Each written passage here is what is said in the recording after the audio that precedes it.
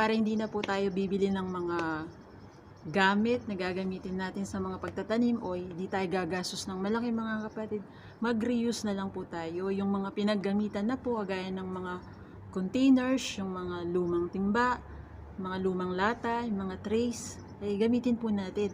Yung medyo malalim po, mas maganda po silang pagtaniman ng mga kamatis, ampalaya, talong, ayun po, lemongrass, ay mas maigi po sila. Kung mas malalim, mas lalaki po yung mga halaman at mas magkakaroon ng maraming bunga. Para doon naman po sa mga maliliit na halaman kagaya ng mga pechay, mustasa, yung mga talbos ng kamote, spinach, ay pwede na po yung mababaw lang na mga tray na minsan ay tinatapon lang po sa mga supermarket o mga grocery stores, lalo na po dito sa Qatar. Ay pwede po tayong humingi na lang po, mga kapatid. Ayun po. At saka ang mahalaga po, make your own compost po and converting into soil. Yun pong mga pinagbalatan po natin ng mga prutas at gulay ay wag po natin itatapon. Haluhan po natin sila ng mga kahit konting lupa lang, at saka yung tuyong dahon, yung kagaya neto. At kung may makokolekt po kayong mga animal manure, ay mas maigi po, mas mataba po yung lupang pagtataniman natin, at hindi na po natin kailangan bumili ng fertilizers. At yun po, mga kapatid, mas maganda po grow from seeds para hindi na po tayo bibili ng mga halaman na maliliit na mas mahal po kaysa po dun sa pagbibinhi. Yun po.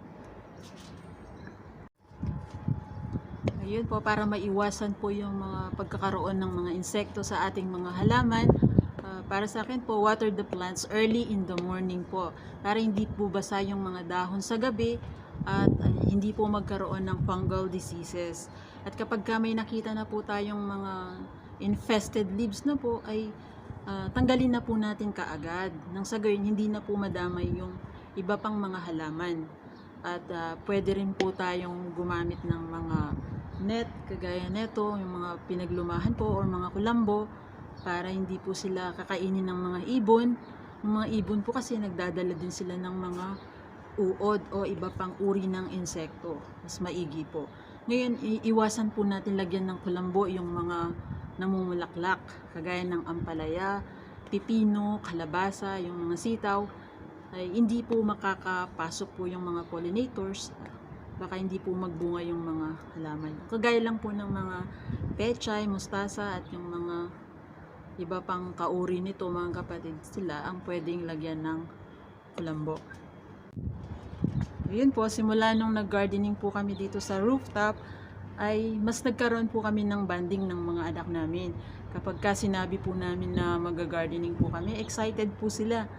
At nagkaroon din po kami ng pagkakataon para maipaliwanag po sa kanila yung kahalagahan po ng pagtatanim, lalo na po ng mga gulay.